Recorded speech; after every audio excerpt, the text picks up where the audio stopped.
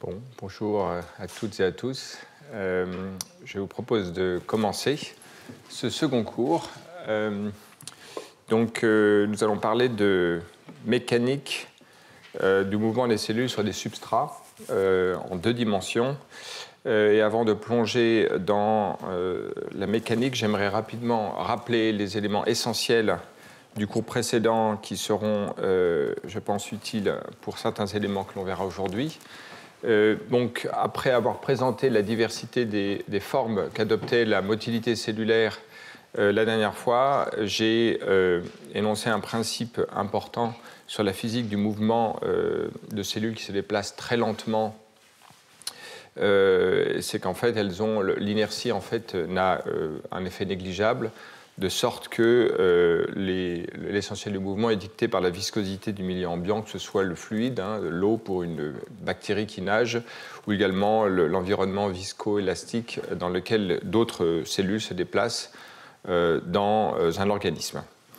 Dans ces conditions-là, le mouvement d'une cellule n'est possible qu'à condition que le mouvement soit dit non réciproque, c'est-à-dire que dans un cycle de déformation, la trajectoire dans l'espace des configurations ne soit pas symétrique et à partir de ce moment-là, le mouvement dans une direction devient possible et que les manifestations de ce mouvement non réciproque sont par exemple l'existence de la rotation d'une structure hélicoïdale ou alors le battement d'un filament flexible.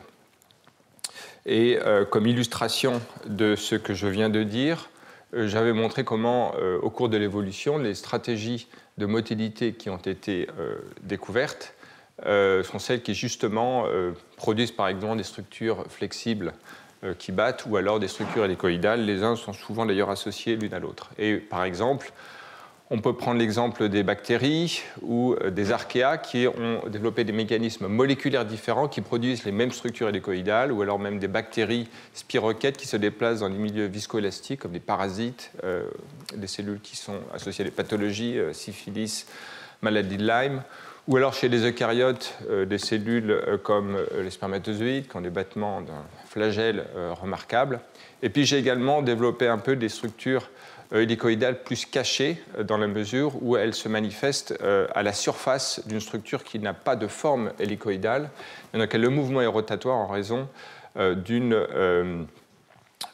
mouvement, en fait, d'une structure active sur une structure qui n'est pas pleinement caractérisée sans doute dans l'enveloppe de la bactérie, Myxococcus xanthus ou alors la Fiavobacterium johnsoniae, mais qui en fait roule sur elle-même selon une trajectoire hélicoïdale. Et donc c'est selon le même principe que l'on voit ces différentes manifestations de mouvement.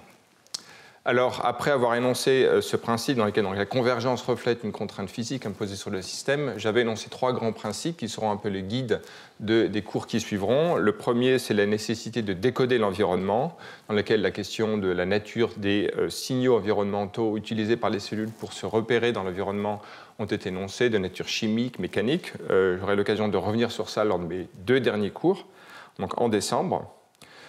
Qu'une fois cet environnement décodé, les cellules en fait brisent leur symétrie, se polarisent, et que cette symétrie est associée à un mouvement qui peut être ou déterministe, on reverra dans le contexte du décodage de l'environnement, ou plutôt de nature stochastique, et que soit la cellule elle-même se polarise, ou alors c'est sa trajectoire nous aurons l'occasion de revenir sur cela.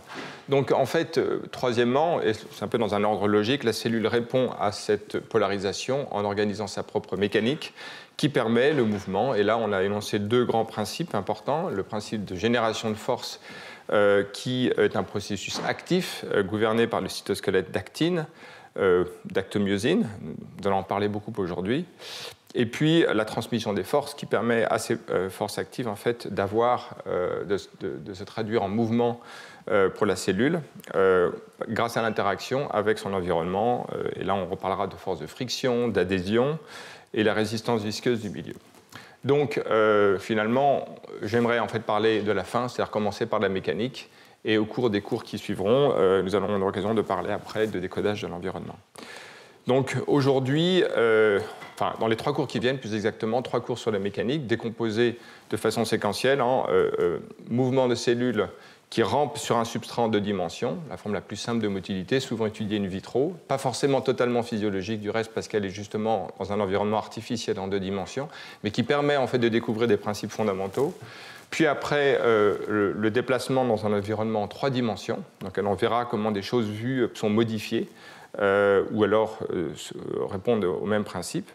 Et puis, finalement, la nage dans le 3e cours. Voilà, donc voilà l'annonce des 3 cours qui viennent. Alors aujourd'hui, on va parler de génération de force et de transmission des forces. Donc on va suivre en fait cet ordre des choses.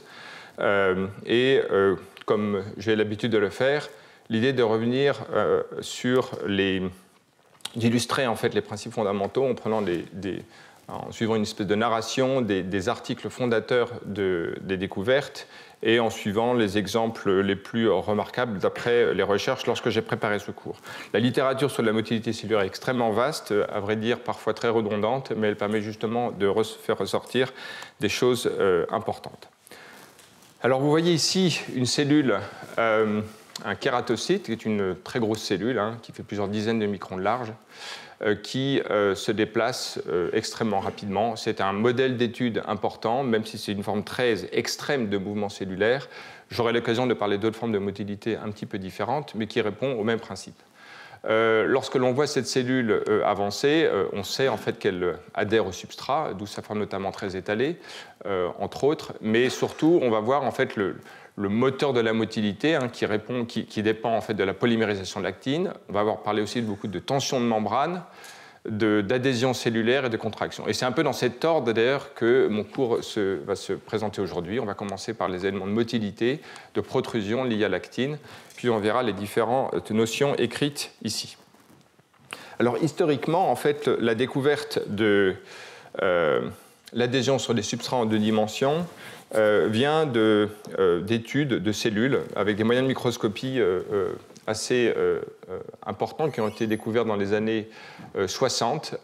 Alors ici, je vous montre notamment dans cet article important d'Abercrombie en 1978 qui décrit des cellules des fibroblastes en fait, qui s'étalent et en utilisant une méthode de microscopie qui est montrée à droite, qui repose en fait sur les phénomènes d'interférence d'une lumière qui est réfléchie sur la lamelle sur laquelle la cellule se situe. En fait, si jamais la cellule est la membrane est à une certaine distance de la lamelle, il n'y a pas d'interférence, donc la partie va être plutôt claire, alors que si jamais la membrane est extrêmement proche de la lamelle, à ce moment-là, il y a une petite interférence dans les lumières réfléchies dès lors qu'elle apparaît plus sombre. Et donc on peut voir les zones extrêmement proches, de quelques nanomètres de la membrane de la lamelle, et en fait ces zones ont une structure un peu elliptique qui ont été caractérisées dans les années 70 comme des zones d'adhésion focale et qui en microscopie électronique ont cette forme.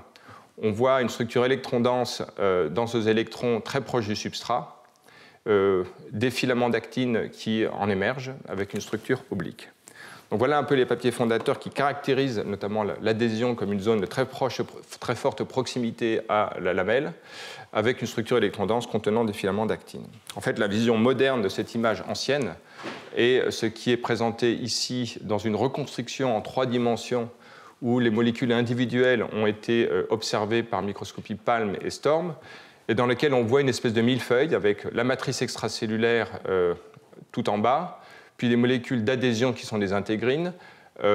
Plus en haut, en bleu, on voit les filaments d'actine qui correspondent à ces structures en microscopie électronique. Et entre les deux, des molécules de pontage qui relient les molécules d'adhésion et les filaments d'actine. Peu importe leur nature, elles sont en grand nombre, mais leur fonction est de coupler mécaniquement le filament d'actine et les molécules d'intégrine, qui sont des molécules d'adhésion au substrat. Donc voilà ici une caractérisation moléculaire de cette structure observée il y a un certain nombre de décennies. Quasiment 50 ans.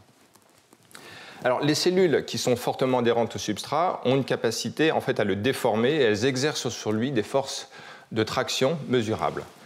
L'un des papiers, c'est à mon avis le papier fondateur qui en fait, caractérise ces forces de traction d'un fibroblaste, c'est un papier en fait, qui vient d'un biologiste du développement, Albert Harris, qui étudiait, je crois, le poulet, et qui avait fait les premières expériences d'adhésion sur des substrats PDMS, des substrats viscoélastiques. Et en fait, à cette époque-là, l'observation était qualitative, mais lorsqu'il met une cellule sur ces substrats, il voyait une espèce de fronçage de la matrice, que l'on voit très très bien sur cette image en microscopie, et qui était, dans son observation, trahissait en fait la traction que la cellule contractile exerçait sur ce substrat. Donc à partir de cette observation qualitative, il y a toute une série d'études maintenant beaucoup plus quantitatives qui permettent de mesurer et d'avoir des ordres de grandeur sur les forces de traction sur le substrat.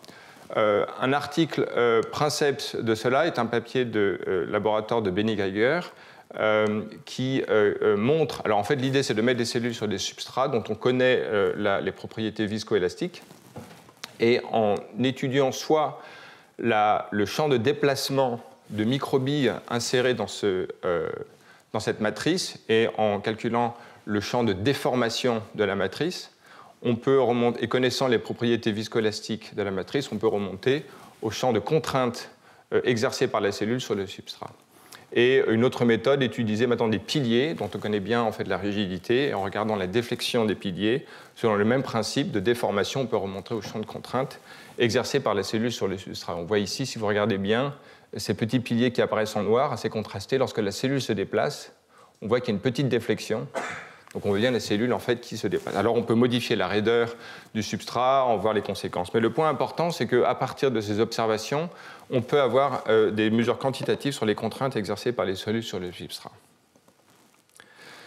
Alors une autre expérience princeps qui est d'importance, c'est l'observation, donc dans les années 80, que si l'on prend un kératocyte, ces grosses cellules que l'on peut voir ici encore en image, si l'on fragmente une partie de cette cellule, par exemple un coin ici, eh bien ce fragment isolé est capable de se déplacer tout seul pendant un certain temps. Alors on voit ici des images de la publication originelle, on voit ici d'autres images faites dans le laboratoire de Julie Thériault, plus récentes, dans lesquelles on voit la motilité donc à 3 instants différents, quelques dizaines de secondes, qui voit que la cellule entière et le fragment de cellule se déplacent à la même motilité. Et puis vous allez voir en bas à droite même le film de ce déplacement, assez remarquable. Ici c'est un fragment de cellule, il n'y a pas de noyau et il n'y a pas de microtubule. Donc on a en fait de la membrane, de l'actine, tout ce qu'il y a de bon dans un cytoplasme, et ce fragment est suffisant pour avancer. Alors voilà une expérience sans doute les plus remarquables en biologie de la motilité qui montre en fait que le moteur de la motilité est contenu dans ce cytoplasme, et donc cela a dirigé les recherches sur l'étude de la polymérisation d'actine comme un déterminant majeur de la motilité cellulaire. Alors effectivement, donc là on est dans les années 80. Dans les années 90, comme vous le savez certainement, c'est la décennie où en fait, les éléments du cytosquelette ont été caractérisés dans un niveau de détail assez remarquable, aussi bien d'un point de vue structurel que du point de vue des régulateurs de l'assemblage, désassemblage de ce réseau d'actine. Alors ici, quelques images qui mettent cela de façon visuelle. Donc ici, vous pouvez voir à droite des microscopies électroniques qui montre en fait, sur des cellules qui en fait, ont été décapées de la membrane l'ensemble du cytosquelette d'actine. Vous allez voir en fait, à l'extrémité donc, du lamellipode, dans cette partie ici de la cellule, un faisceau extrêmement dense de filaments d'actine qui ont des structures qui ne sont pas parallèles. D'ailleurs, on verra après qu'elles sont, comme on le voit ici, branchées, des filaments branchés. Et ces filaments donc, définissent en fait une zone extrêmement dense. Et donc, dans cette image, on voit bien qu'il y a, représenté de façon schématique, une très grande densité d'actine à l'avant de la cellule et un réseau différent, contractile, comme on va le voir, à l'arrière de la cellule. Donc voilà ce qui compose le lamellipode. Et maintenant, du point de vue de la dynamique du système, il y a eu un certain nombre d'expériences, et celle-ci la plus remarquable sans doute, qui montre en fait la dynamique du cytosquelette d'actine, que je viens de vous montrer d'un point de vue structurel. Alors vous voyez ici une cellule qui est, je crois, sinon un kératocyte, sinon un fibroblaste, mais le point important, c'est que les auteurs, donc c'était Julie Thériault à l'époque où il était postdoc chez Tim Hutchison, a synthétisé une forme fluorescente Kg du monomère d'actine, G-actine, et en décageant en fait, cette fluorescence localement, elle arrive à rendre fluorescente l'actine à la partie très distale, c'est-à-dire proche de la bordure du lamellipode de l'actine. Donc elle illumine le réseau d'actine que l'on a vu précédemment en bordure de la cellule. Et quelques dizaines de secondes plus tard, on voit que cette structure en fait, s'est déplacée par rapport au bord de la cellule vers l'intérieur, etc. Alors il convient, et on aura l'occasion de revenir à plusieurs reprises sur cette différence, de voir le référentiel. Il y a deux référentiels possibles. Il y a le référentiel de la cellule et il y a le référentiel du substrat. Dans le référentiel du substrat, et à partir de ces images, on peut voir que cette structure d'actine fluorescente DKG, en fait, est stationnaire.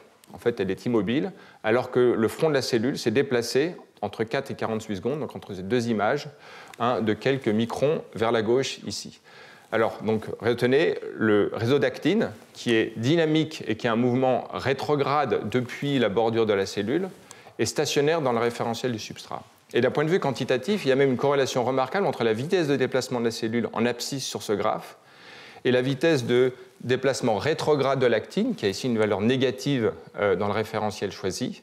Donc en fait, c'est une anticorrélation, mais en valeur absolue, la corrélation positive entre la vitesse d'écoulement de l'actine rétrograde et puis la vitesse de déplacement de la cellule, ce qui indique bien qu'il y a s'il y a une corrélation, il y a sans doute un couplage mécanique profond, un lien de causalité.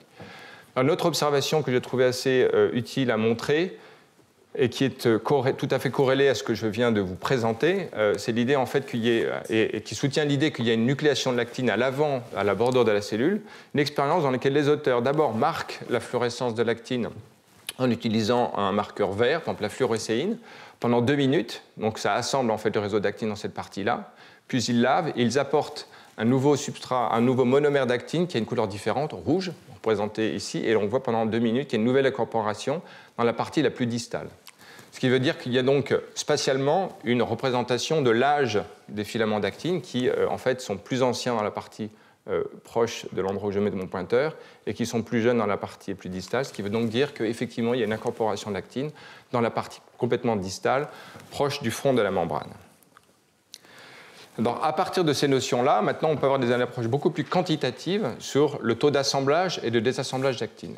Et je souligne en particulier le travail de Gaudens-Dannhauser en collaboration avec le laboratoire de Claire Waterman, qui, il y a maintenant plus de 15 ans, a développé une méthode extrêmement quantitative pour extraire de l'observation de l'actine la carte de polymérisation, dépolymérisation de l'actine. Alors, l'approche qui est appelée microscopie par fluorescence de speckles, speckles étant donc des petites... En fait, l'idée n'est pas de marquer toute l'actine, mais simplement à peine 1% de l'ensemble de l'actine, de sorte que l'on peut suivre ces incorporations dans le réseau d'image en image. Et vous voyez ici une carte qui montre le tracking de petites particules marquées dans le réseau d'actine, donc extrêmement dense qu'on a vu tout à l'heure. Imaginez quelques monomères fluorescents. On peut les suivre au cours du temps et d'image en image, on peut suivre en fait le mouvement de ces structures et avoir une carte de déplacement de ces structures dans le réseau d'actine. À partir de ces champs de vitesse de déplacement de monomères dans le réseau d'actine, on peut, que vous observez donc ici, on peut avoir un champ de vitesse, représenté ici en ordre de couleur. Là, vous voyez que l'ordre de grandeur, c'est maximum le micron par minute, d'accord ? Et qui est en lien avec la vitesse de déplacement des cellules, du reste. Et ici, le point important, c'est qu'en mesurant la fluorescence de l'actine et le champ de vitesse, on peut remonter directement en fait, au taux d'assemblage et de désassemblage de l'actine. En fait, on écrit la conservation de masse de l'actine et une autre équation qui relie l'intensité mesurée expérimentalement avec la densité locale et puis les techniques de speckle et ses signatures stochastiques. Et à partir de là, on a cette équation dans laquelle I, l'intensité, le champ de vitesse, et notamment sa divergence, permet de remonter directement en fait, au taux d'assemblage et de désassemblage de l'actine, la fonction sigma xt, qui est donc calculée à partir des observations. Et à partir de ces observations-là, voilà le genre de choses que l'on obtient sur un kératocyte, les cellules que je vous ai présentées précédemment. Donc déjà, on peut voir les champs de vitesse dans le référentiel du substrat, le référentiel du laboratoire. On voit en fait que l'actine est quasiment immobile dans la partie très antérieure de la cellule, tout à fait cohérent avec ce que je vous avais dit précédemment lorsqu'on l'avait observé par pulse chase, en fait, la dynamique de l'actine. Donc là, on voit vraiment le champ de vitesse avec des valeurs absolues. Et dans le référentiel de la cellule, maintenant, on voit effectivement qu'il y a un mouvement rétrograde de l'actine depuis sa bordure la plus distale. D'accord ? Et lorsque l'on regarde maintenant l'assemblage, désassemblage de l'actine, d'accord, représenté ici, alors je n'ai pas les valeurs absolues, mais en fait, par un code de couleur, on voit que l'assemblage est dans la partie distale de la cellule près de la bordure, alors que le désassemblage est dans la partie postérieure, marquée ici en vert. Cette carte est obtenue directement à partir de cette méthode. D'accord ? Donc là, on voit effectivement confirmer de façon quantitative qu'il y a un mouvement rétrograde d'actine depuis la bordure distale, deux, qu'il y a un désassemblage de l'actine dans la partie postérieure de la cellule. Donc à partir de là, je vais souligner un certain nombre de caractéristiques importantes du réseau d'actine qui auront leur grande importance pour comprendre plus tard des éléments majeurs de la motilité. Donc on va, dans un certain nombre de diapos, rentrer dans les détails plus propres aux filaments d'actine, les mécanismes de leur nucléation et de leur croissance. Alors un filament d'actine, pour faire très court, c'est une structure, donc un polymère, qui est polarisé, qui a une extrémité barbée ou plus, une extrémité pointue ou moins. L'actine, le monomère d'actine est sous une forme ADP ou ATP, et c'est en fait la forme ATP qui est capable de se lier de façon conséquente au filament d'actine, et en particulier à l'extrémité plus. On voit que la constante de dissociation de monomère ATP-actine dans la partie barbée par rapport à la partie pointue est plus faible, de sorte qu'il y a une incorporation préférentielle à l'extrémité barbée du filament d'actine. D'accord ? Donc à partir du moment où il y a une incorporation préférentielle à l'extrémité barbée plus du filament d'actine, d'accord, on imagine très bien qu'il y a un trade milling, c'est-à-dire un espèce d'écoulement progressif des monomères d'actine, qui est lent de façon constitutive et qui peut être, et qui est, augmenté par toute une série de facteurs dans la cellule qu'on appelle des facteurs de nucléation. Donc ces facteurs de nucléation, ceux qui sont vraiment importants dans le contexte du lamellipode et donc de la motilité, c'est un facteur de nucléation qu'on appelle ARB de 3 et qui en fait nuclée des nouveaux filaments d'actine à partir d'une branche préexistante et qui les distingue d'autres formes de filaments d'actine qui sont nucléés dans le cytoplasme et dont je ne vais pas parler. Donc imaginons un réseau d'actine à un instant T. Des facteurs de nucléation sur les parties latérales d'un filament peuvent nucléer de nouvelles branches. Et le point important à voir ici, c'est qu'il y a trois facteurs qui jouent. Il y a les facteurs de nucléation, il y a les facteurs de capping qui arrêtent en fait la croissance d'un filament, représenté ici, et puis il y a les facteurs de désassemblage. Et en fait, il est important de voir comment spatialement sont organisées ces trois activités. Donc nucléation, élongation et leur inverse qui est le capping des filaments, et enfin les facteurs de désassemblage. Alors si l'on veut soutenir de façon continue la polymérisation d'actine, il convient, étant donné le flux de polymérisation à l'avant, qu'il y ait un flux de dépolymérisation à l'arrière. D'accord ? Parce qu'il n'y a pas un réservoir infini d'actine dans une cellule, il y a une grande quantité d'actine, mais le flux de polymérisation doit être couplé à un flux de dépolymérisation. Et en fait, la fonction principale du capping, comme on va voir plus tard, c'est en fait de bloquer, d'arrêter en fait l'élongation des filaments d'actine dans la cellule, de sorte qu'on ne consomme pas trop d'actine. La seule chose qui est importante, c'est qu'on fasse de l'élongation dans la partie proche de la membrane, parce que c'est là que l'on veut exercer les forces de protrusion, dont je vais parler tout à l'heure. Donc en d'autres termes, ces différentes activités de nucléation, élongation et désassemblage sont spatialement organisées. Et donc le point qui est, je pense, le plus important, alors il y a un premier élément, c'est que le monomère d'actine, qu'on voit ici par cette flèche, d'accord, est conjugué à un facteur qui s'appelle profiline dans sa forme ATP et qui bloque l'incorporation au bout pointu et qui donc rend seul possible l'incorporation au bout barbé. Il y a un mécanisme qui maintient une quantité suffisante, permanente, de monomères compétents pour être assemblés dans le réseau. Le premier, c'est donc le mécanisme de capping qui arrête l'élongation, d'accord, et donc qui maintient forcément un pool de monomères suffisamment important. Et puis le deuxièmement, c'est les facteurs de désassemblage de l'actine, notamment par cophiline. Donc on casse des filaments à l'arrière pour faire des monomères. Et deuxièmement, on empêche une nucléation extrême ou une élongation extrême pour maintenir un pool suffisant. Alors, à partir de cela, on pourrait se dire, finalement, tout est fait pour détruire le réseau. Comment fait-on par nucléation ? Justement, on va réprimer cette inhibition en concentrant les facteurs de décapping et les facteurs de nucléation à la membrane, qui est exactement le lieu où l'on veut que non seulement la nucléation, mais également l'élongation se produisent. D'accord ?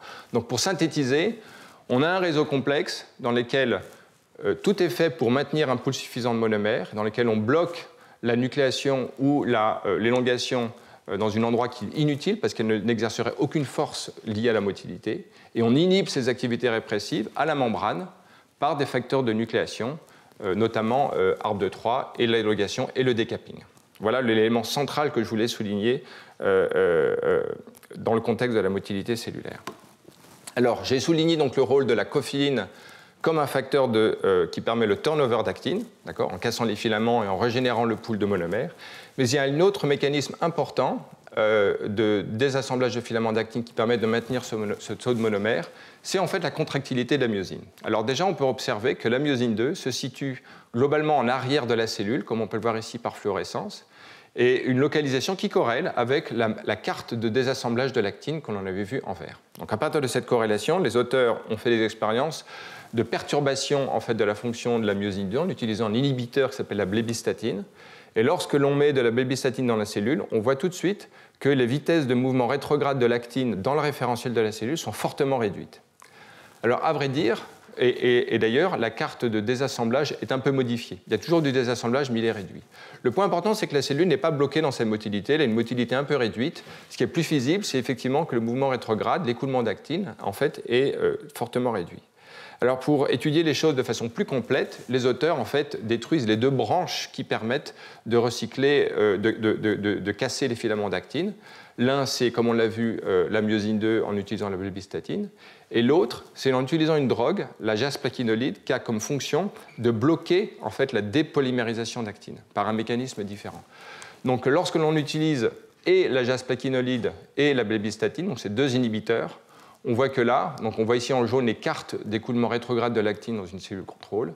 Dans cette expérience où on n'a que l'inhibiteur de jasplakinolide, il y a une petite réduction du champ de vecteur, mais c'est surtout quand on utilise les deux inhibiteurs que l'on bloque quasiment complètement ce champ de vitesse. Et on voit ici les quantifications, où en fait maintenant ce n'est pas la vitesse du mouvement rétrograde, mais en fait la vitesse de la cellule, les deux étant fortement corrélés l'un à l'autre. Lorsqu'on utilise ces deux inhibiteurs, la cellule est maintenant quasiment à l'arrêt dans le référentiel du substrat. Donc finalement, de ces expériences, on retire que permettre la dépolymérisation d'actine est essentiel à la nucléation d'actine et à la motilité, parce qu'effectivement, le flux de dépolymérisation doit être associé au flux de polymérisation, parce qu'on est dans un système qui n'est pas infini du point de vue de la quantité de monomères. Donc les deux sont couplés fortement l'un à l'autre et quasiment instamment l'un à l'autre. Alors maintenant, ayant ça bien en tête, la question que l'on doit se poser, c'est vraiment de comprendre comment la nucléation de l'actine induit en fait le déplacement de la membrane qui est juste avant elle. Et en fait, à y réfléchir bien, c'est pas si simple que ça. Et dans les années 90, un certain nombre de personnes se sont posées ces questions-là. Et on s'en revient à un modèle que j'aimerais maintenant présenter un peu plus en détail parce qu'il est d'importance pour comprendre en fait toute une série de paramètres qui vont réguler la motilité cellulaire. Donc ce modèle, qui en fait a été énoncé en deux temps, le modèle du Brownian-Ratchet. Je ne sais pas trop comment traduire ça, mais on va voir en fait ce que ça signifie. Alors, ce que l'on savait par des calculs qui avaient été faits au début des années 90, par Bruce Albert, je crois, c'est qu'en fait, l'énergie libre qui est associée à la polymérisation de l'actine est suffisante en principe pour déformer la membrane, connaissant ce que l'on connaît des caractéristiques de la membrane. Donc en gros, il y a assez d'énergie dans le système de nucléation de polymérisation d'actine pour déformer la membrane. Mais là, vraiment, la question de savoir, c'est quel est le mécanisme de transduction énergétique qui permet en fait la production d'une force. Et ça, c'est un problème un petit peu plus compliqué et qui est en fait à l'origine de cette proposition du modèle du Brownian-Ratchet qui a été véritablement proposé. Donc ici, il y a deux physiciens, Gareth Odell et George Oster, et c'est vraiment Odell qui a eu l'idée première et qui a été totalement formalisée par George Oster et ses collègues. Donc le premier article propose la chose suivante. On a un filament d'actine avec l'adjonction de monomères de taille 2 delta pour leur longueur. Et puis on a ici une charge, qui peut être une membrane, pour ce qui nous intéresse dans le contexte de la motilité cellulaire, qui exerce une force sur le filament lui-même. Alors on voit bien que, suivant les configurations, si jamais il y a un espace suffisant pour ajouter un monomère, ici, on va avoir, donc en fait on va considérer delta, qui est la distance entre l'extrémité du filament et puis la charge, par exemple la membrane. Et donc si la distance est supérieure à delta, qui est la longueur d'un monomère, ou la demi-longueur d'un monomère dans la configuration présentée ici, à ce moment-là, on va avoir un taux de polymérisation alpha, qui est proportionnelle à une constante, et la concentration de monomère. Et si la longueur est inférieure, s'il n'y a pas la place, à ce moment-là, le taux de nucléation est 0. À partir de ce moment-là, on peut calculer la vitesse d'élongation, qui est le produit de la longueur du monomère et de ce taux, d'accord, et qui est de l'ordre de 0,75 microns par seconde, quand on a une concentration de monomère de l'ordre de 25 micromolaires, c'est à peu près ce que l'on a dans une cellule. Les calculs faits dans l'article produisent une équation simple et assez remarquable. Les gens qui sont curieux pourront étudier l'article pour voir comment on arrive à cette équation-là. Mais j'aimerais vous présenter un peu ce qu'intuitivement cette équation signifie. En fait, si jamais il n'y avait pas de charge, on aurait simplement delta alpha moins bêta, étant donné ce que je vous ai dit avant. Et donc on a un facteur correcteur qui est une fonction exponentielle moins oméga, où oméga, en fait, peut se voir comme un certain nombre sans dimension, qui est le rapport entre le travail de la force de la charge sur le filament d'actine correspondant en fait à un déplacement de la demi-longueur d'un monomère, donc F fois delta, divisé par kT. Et en fait, lorsque ce oméga augmente, on voit qu'on a une décroissance exponentielle de la vitesse d'élongation. Donc c'est en fait, on peut voir alpha comme une espèce de probabilité, la probabilité en fait que la charge permette ou non l'adjonction d'un nouveau monomère. Et donc lorsque cette force augmente, eh bien, on voit bien qu'on a une décroissance exponentielle de la vitesse de nucléation. Donc ça, c'est un des résultats très importants de cet article. Alors dans ce contexte-là, ce qui est important de voir, c'est qu'il ne s'agit pas de dire que la diffusion de la charge, de la membrane, elle a elle-même sa propre diffusion, d'accord ? Mais cette diffusion n'est pas biaisée, contrairement à des modèles de diffusion biaisés. Mais il s'agit plutôt de dire en fait, que la polymérisation de l'actine à côté de cette charge en fait, rectifie les fluctuations thermiques du mouvement de cette membrane, de sorte qu'il y a un mouvement dirigé du filament d'actine vers la droite. Donc la diffusion ici est complètement brownienne, mais simplement la nucléation d'actine qui rectifie ce mouvement. Alors, donc en fait, l'origine de la force en fait, vient des fluctuations thermiques de la membrane, mais c'est l'énergie libre de nucléation de l'actine par l'adjonction de nouveaux monomères qui, si elle est assez importante, en fait, elle permet le fonctionnement du ratchet. Si jamais cette énergie libre de l'ordre de kT, d'accord, bah à ce moment-là, en gros, ce que ça veut dire, c'est que donc, la membrane va diffuser, et avant même que la membrane ne diffuse en arrière, pour revenir vers le filament, en fait, le filament se sera déjà dissocié. Et donc, finalement, il n'y aura pas d'effet net sur le processus. Si en revanche, ce n'est pas du même ordre de grandeur, à ce moment-là, lorsque la membrane sera revenue, le filament sera toujours stablement associé au filament d'actine. Et donc, c'est en ce sens-là qu'on dit qu'il y a une rectification du mouvement brownien. Ça, c'est vraiment l'essence du modèle du Brownian ratchet. On peut mesurer à partir de l'équation que j'ai montrée précédemment la force de stall force, la force en fait, qui arrête la nucléation d'actine. Simplement que la vitesse est 0. On obtient à ce moment-là cette valeur de F0 qui est égale à moins kT sur delta, delta la taille du monomère, et le logarithme des bêta sur alpha, il y a un logarithme parce qu'il y avait une fonction exponentielle dans l'équation. Et on mesure à ce moment-là un ordre de grandeur de 8 piconewtons. Étant donné qu'on connaît la tension de membrane, dans une cellule, il y a des expériences qui l'ont fait, donc en partant de la tension de membrane, on peut mesurer sur un filament d'actine la force exercée par la membrane sur les filaments qui est de l'ordre de 25 piconewtons. Donc en fait, quelques filaments d'actine sont tout à fait capables de déformer en fait, une membrane, étant donné ces ordres de grandeur. Alors, de fait, il se trouve que même si ce modèle du Brownian ratchet a été utilisé pour étudier la motilité et comment en fait, la transduction énergétique produit une force qui permet de déplacer la cellule, il se trouve que ça a aussi une grande importance pour expliquer des choses comme le déplacement d'une bactérie dans une cellule mue par des filaments d'actine, eux-mêmes nucléés par arbre de Troie, par la bactérie.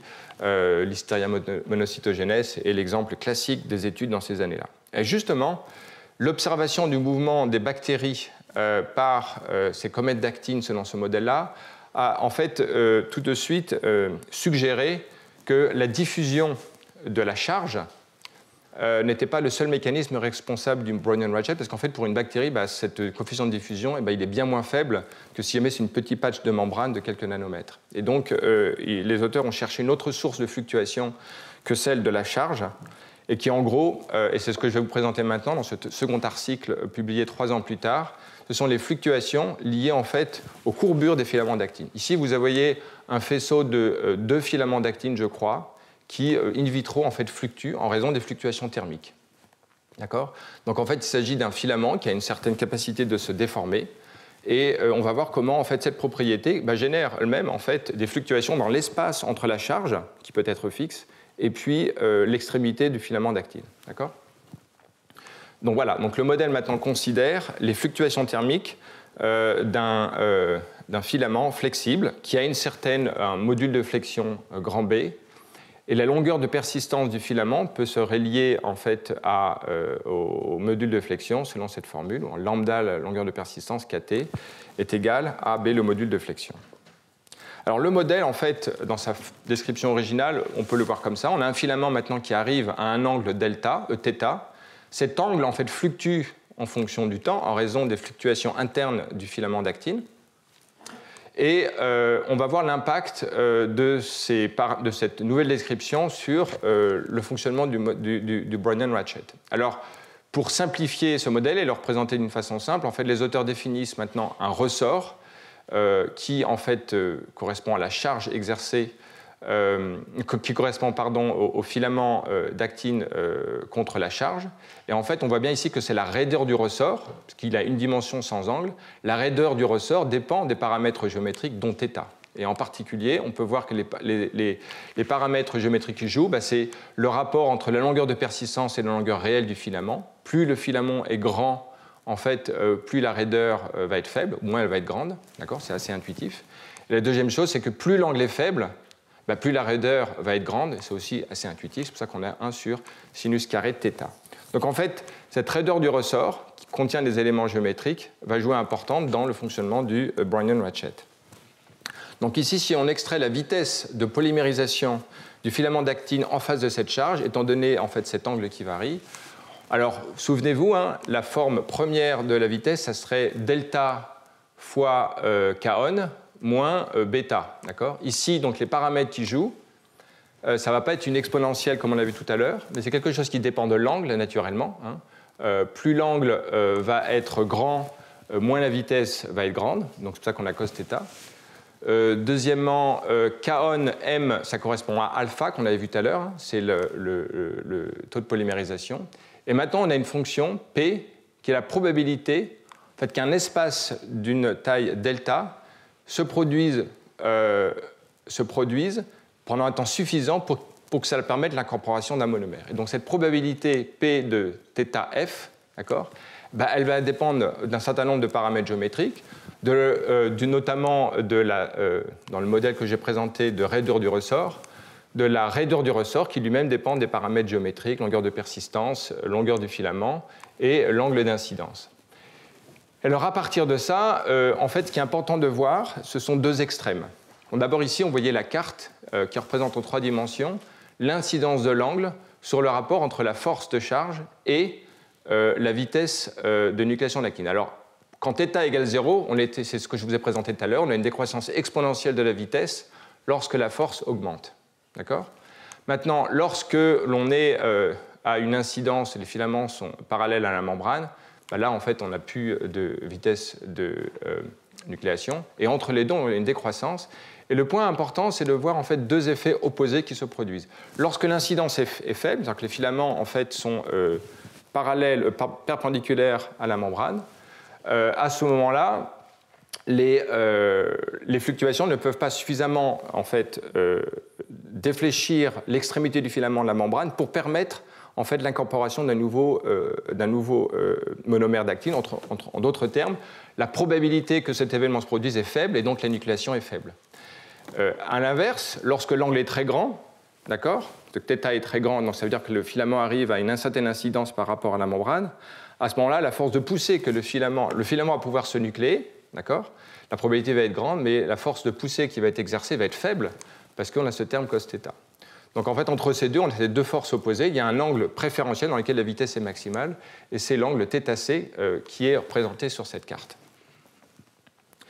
Alors à partir de ce moment-là, on peut définir plusieurs paramètres sans dimension Les deux importants, c'est oméga qu'on a vu tout à l'heure, hein. C'est le travail de la force de la charge pour défléchir le filament d'une longueur delta, dans la taille d'un demi-monomère, et epsilon, qui est en fait l'énergie élastique stockée dans le réseau d'actine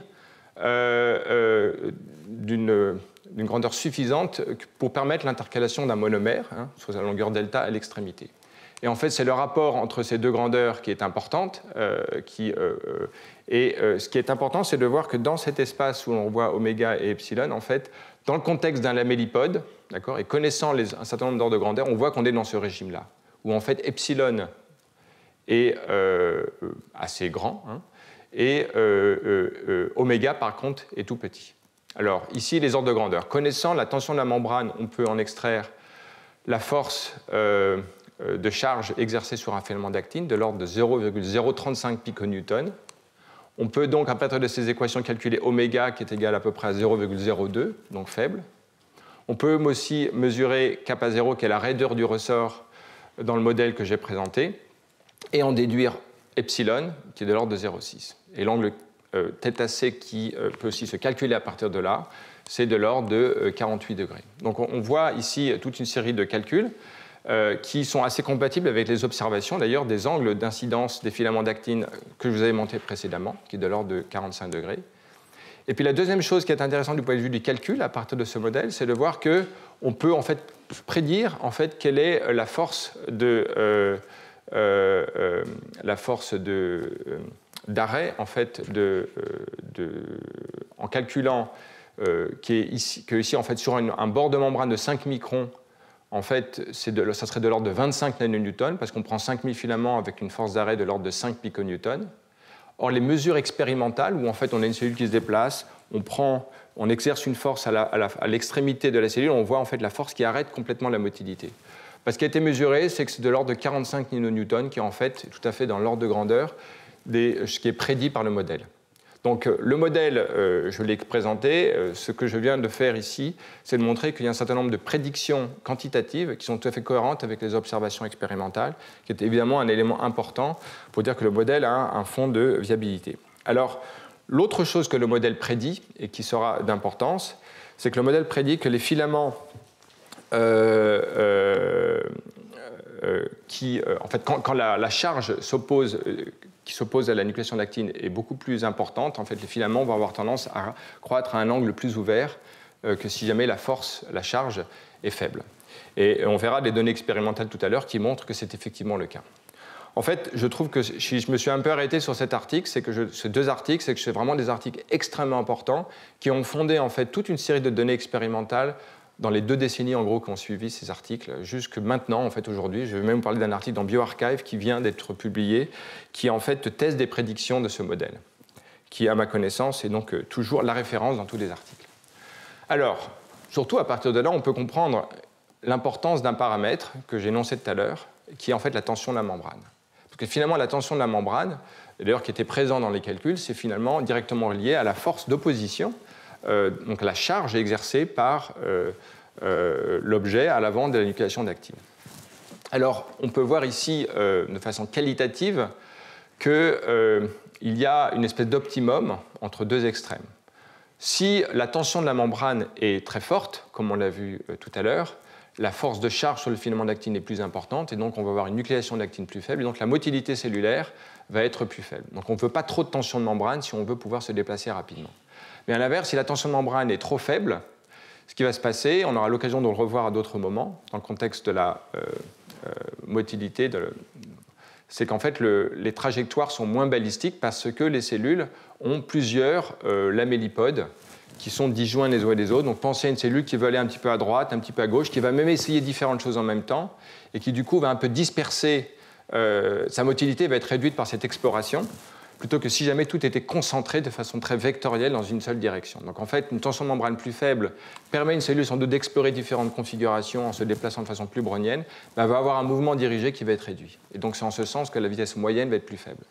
Donc en fait, la tension de membrane à une valeur intermédiaire permet une trajectoire plus balistique, qui est effectivement ce que l'on observe dans certaines circonstances, mais pas toutes. En tout cas, voyons et retenons à ce point que la tension de membrane peut être potentiellement un paramètre de réglage extrêmement important de la dynamique de la motilité cellulaire en termes d'ordre de grandeur, de vitesse absolue, et aussi en termes de vitesse moyenne, étant donné le fait qu'une cellule n'a pas forcément un mouvement très dirigé. On reviendra sur ces questions-là dans le contexte du décodage de l'environnement. Alors, je vous ai parlé de tension de membrane. Comment mesure-t-on la tension de membrane? Alors, à vrai dire, j'avais fait un cours sur la tension de membrane il y a quelques années, ma première année, il y a 4 ans. Je rappelle les choses importantes. Alors, déjà, il y a une méthode importante qui consiste, en fait, avec un piège optique, à tirer un tube de membrane. La force exercée, que l'on connaît, qui est mesurée, permet de remonter, si l'on connaît le module de flexion de ce tube de membrane, à la tension de la membrane. Alors, je vois ici les données expérimentales qui montrent que les forces exercées par la pince optique sont de l'ordre de quelques dizaines de piconewtons. Le module de flexion peut aussi se mesurer parce qu'en fait, il est proportionnel à l'inverse du rayon du tube tiré par le piège optique, selon cette relation, où en fait le paramètre qui relie les deux est B, le module de flexion. Donc à partir de connaissant F et connaissant R, que l'on peut mesurer par des méthodes de microscopie rigoureuses, on peut avoir un ordre de grandeur du module de flexion, donc vous voyez ici, et à partir du moment où on a le module de flexion et la force que l'on exerce, on peut mesurer la tension de membrane. Et l'ordre de grandeur mesuré, c'est de l'ordre de 250 piconewtons par micron.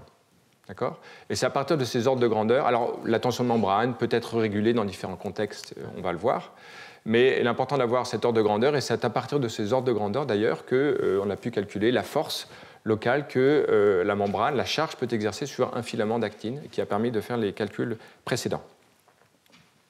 Alors, ayant ça à l'esprit, le point important, c'est que la tension de la membrane n'est pas un paramètre qui est tout à fait indépendant de ce qui se passe dans la cellule, et en particulier, il n'est pas indépendant de l'actine nucléée. Voilà. Et donc, l'histoire que je vais vous raconter, c'est celle selon laquelle la nucléation de l'actine, comme on l'a vu d'après le modèle du Brownian-Ratchet, est dépendante de la tension de membrane, mais la tension de membrane elle-même est dépendante de la nucléation de l'actine. Donc, il y a une interdépendance entre les deux, et c'est ça qui est l'élément important que je voulais illustrer. Alors, ici, une expérience qui montre que la tension de la membrane nécessite un cytosquelette d'actine actif. En fait, si on l'inhibition ici, c'est la blebistatine et la jasplaquinolide. Donc en gros, on bloque le réseau d'actine, il n'y a plus de désassemblage du tout. À ce moment-là, on a une tension de membrane qui est fortement réduite. De façon plus précise, on peut utiliser un inhibiteur de ARP2/3 ou la cytocalasine D, qui inhibe la nucléation d'actine.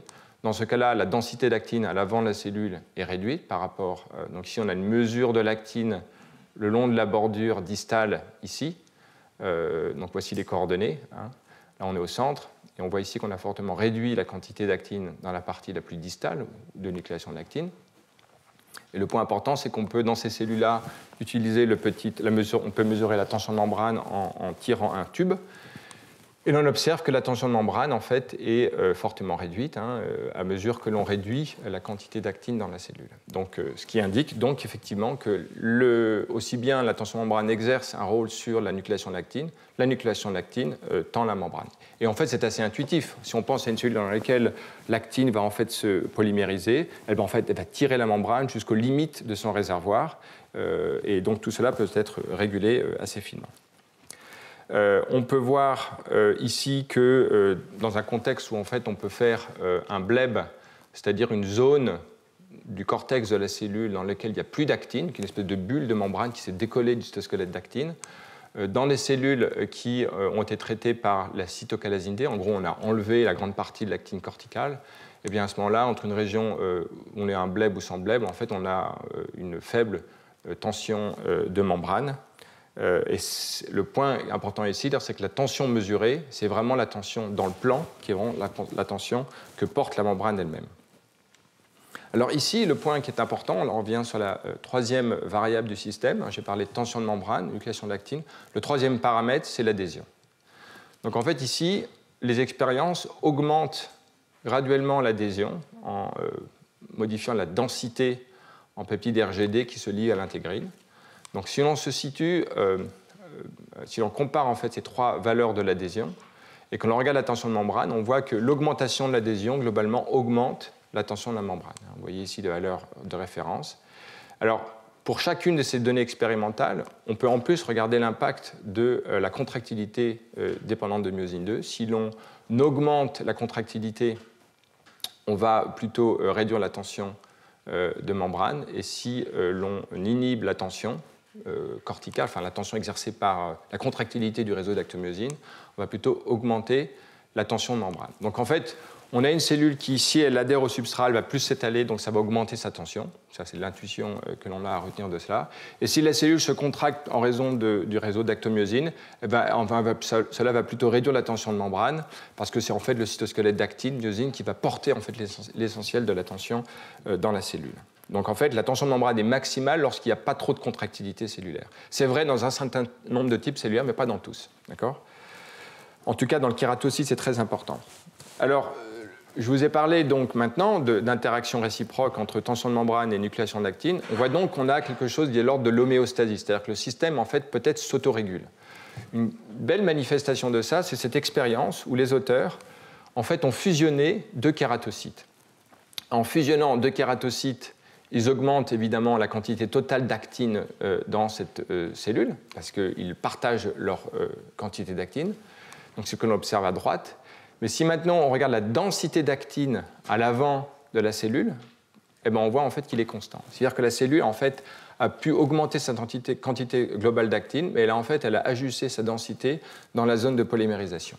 Donc comment cela se produit, nous allons le voir maintenant un peu. Donc comme résumé, la tension de membrane est déterminée en fait par un équilibre de force entre les forces de protrusion, de protrusion venant du réseau d'actine qui en fait est nucléé spécifiquement à la partie la plus distale du front de membrane.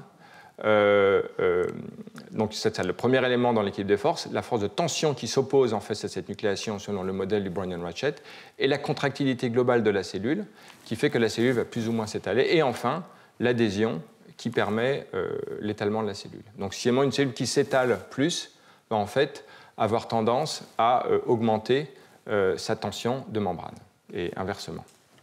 Donc voilà donc les paramètres qui jouent un rôle important. Si jamais, donc on voit à partir de là que l'adhésion et la contractilité cellulaire vont jouer un rôle important sur la nucléation de l'actine parce qu'ils vont jouer sur la tension de membrane.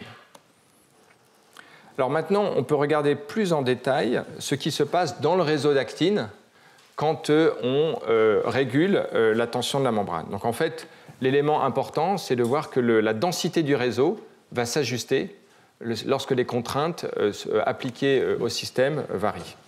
Donc on voit ici un système expérimental in vitro dans lequel on observe la nucléation de l'actine proche du substrat, et l'on voit ici au cours du temps une espèce de queue d'actine en fait, qui correspond à l'ensemble d'un réseau qui est polymérisé près du substrat à une certaine vitesse que l'on peut mesurer. Et maintenant, les auteurs ont la possibilité d'exercer une force par un cantilever, où ils peuvent mesurer la force qui s'oppose en fait à la croissance de cette queue d'actine. Et on voit ici un résultat qualitatif, et ici leur quantification, c'est que quand on oppose une force à la croissance de l'actine depuis ce substrat, eh bien, en fait, la densité du réseau d'actine augmente de façon très importante. Alors ici, lorsque l'on augmente donc, la contrainte exercée sur le réseau qui se polymérise, la vitesse de nucléation déjà baisse d'une façon, je ne sais pas si elle est exponentielle, mais en tout cas très, très importante. Et conjointement avec ça, on a une augmentation de la densité du réseau d'actine. Donc en fait, c'est une espèce d'adaptation du réseau d'actine qui se peut mesurer de façon plus précise. Donc on a une augmentation de la densité du réseau d'actine, et on a une baisse du taux de nucléation d'actine qui peut se mesurer ici par les valeurs à droite. Et donc, la performance mécanique du réseau peut se mesurer à partir de ces paramètres-là. La performance mécanique du réseau peut se voir comme le rapport entre la puissance mécanique venant de la polymérisation d'actine, elle-même dépendante de la vitesse de nucléation d'actine et de la force qui s'y oppose, d'accord, par le cantilever.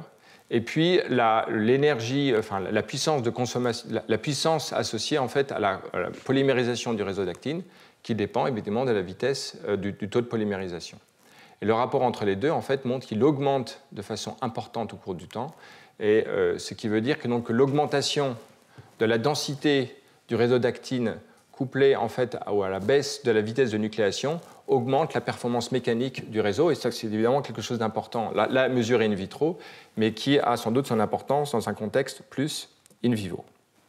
Alors, les auteurs montrent enfin qu'ils peuvent mesurer un paramètre mécanique de ce réseau d'actine dans ce contexte, en mesurant notamment le module élastique de ce bloc d'actine nucléé in vitro. Et on voit que lorsque l'on augmente la contrainte sur le réseau, l'élasticité du réseau assemblé en fait augmente, comme vous pouvez le voir ici, dans cette expérience. Et enfin, ils montrent, là ils font une expérience un peu plus précise, où en fait ils font croître sous contrainte un réseau d'actine, d'accord, comme on l'a vu, et après ils le testent. Et ce qu'ils observent, c'est que l'élasticité en fait, du réseau est maximale lorsque la contrainte imposée est dans le même ordre de grandeur que celle qui a été appliquée au système lors de sa croissance. D'accord ? Donc le point, un article qui vient de sortir, en tout cas qui est sur bioRxiv, étudie maintenant les mécanismes moléculaires associés à ça, en termes de capping et de nucléation de l'actine, pour ceux qui sont curieux. Mais il y a une suite à ces études qui est disponible en ligne. Mais le point important, c'est de voir maintenant, étant donné ces données in vitro très quantitatives, de voir dans quelle mesure cela s'applique dans le contexte de la motilité. Finalement, ce que l'on veut savoir, c'est dans quelle mesure la tension de membrane et donc la force de charge qu'elle exerce sur le réseau d'actine, comment change-t-elle la performance mécanique et la structure du réseau.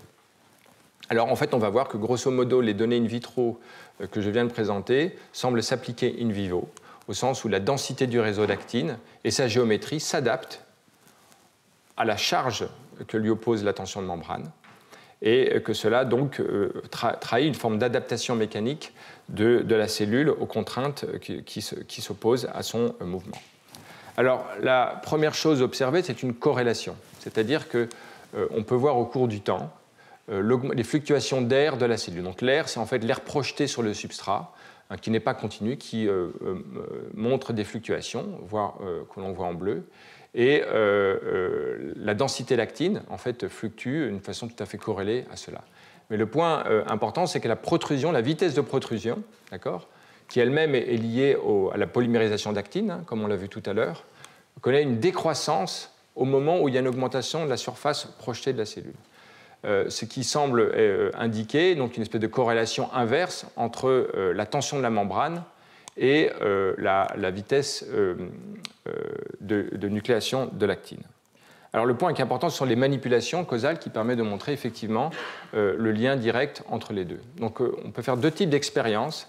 Le premier, c'est qu'on peut aspirer la membrane avec une pipette qui va augmenter donc la tension de membrane. Lorsque l'on aspire un peu la membrane, on le voit ici sur cette expérience ici, on voit tout d'abord que la surface projetée décroît rapidement, en bleu. C'est donc la zone d'aspiration et la zone ici. D'accord ? On voit aussi que la densité du réseau d'actine augmente et qu'il y a une baisse de la vitesse de protrusion de la cellule. Donc je répète, lorsque l'on augmente la tension de membrane, dans un ordre de grandeur qui n'est pas... Alors ici, effectivement, il y a des ordres de grandeur, parce qu'ici, en fait, les auteurs augmentent l'aspiration, donc avec différentes pressions. Je ne sais pas exactement de quelle façon ça se traduit en termes d'augmentation de la tension de membrane, mais de façon quantitative, plus on augmente la pression d'aspiration, et donc plus on augmente la tension de membrane, plus on augmente la densité du réseau d'actine. Souvenez-vous ce que je vous avais montré in vitro, où lorsqu'on exerçait une contrainte par un cantilever, on augmentait la densité du réseau d'actine. C'est tout à fait conforme à ces données in vitro. Et deuxièmement, la vitesse de protrusion décroît alors que l'on applique une tension de membrane plus importante, ce qui est aussi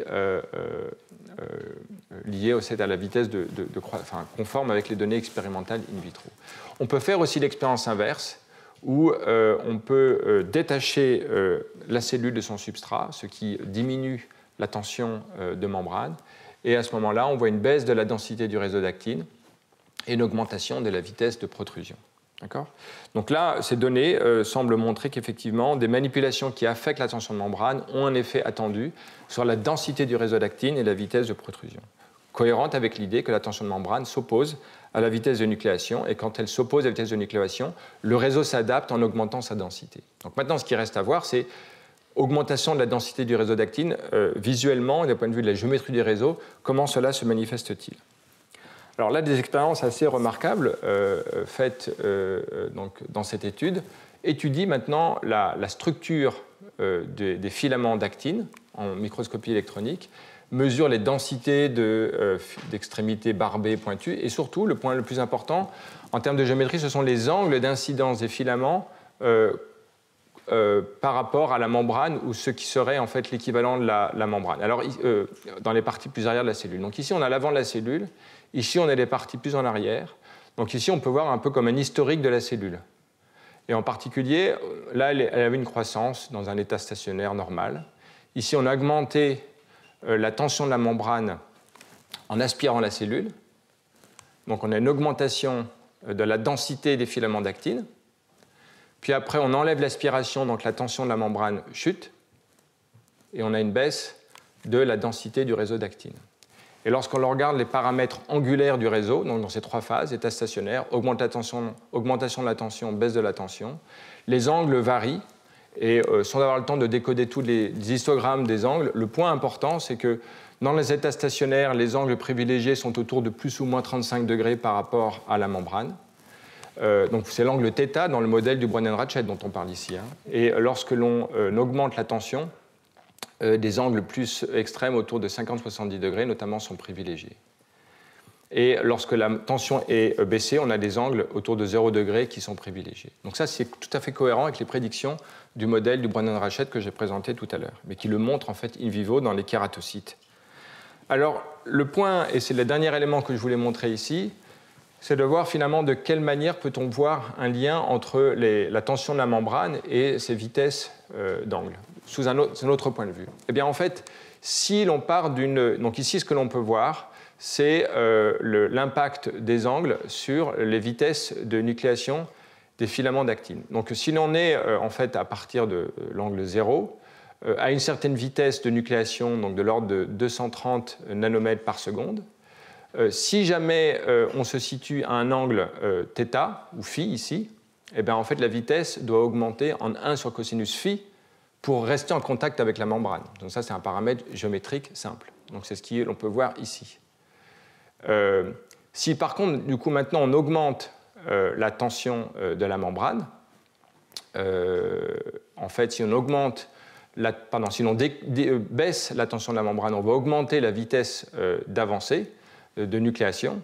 Et à ce moment-là, on voit que la zone, la valeur des angles qui permet au filament de suivre la membrane jusqu'à la valeur maximale de la polymérisation d'actine, qui est montrée ici, est plus faible. Ce qui veut dire qu'en gros, si la tension est plus faible, eh bien à ce moment-là, les filaments qui poussent à un angle faible vont tout de suite pouvoir suivre en fait la membrane et donc rester en contact avec elle. Et donc c'est pour ça qu'on a donc une sélection d'angles plus faibles dans la nucléation. Et inversement, lorsque la tension est plus importante, à ce moment-là, tous les angles, il y a une zone d'angle beaucoup plus vaste qui va pouvoir être privilégiée, permis pour rester en contact avec la membrane, et donc on a une distribution d'angles plus large.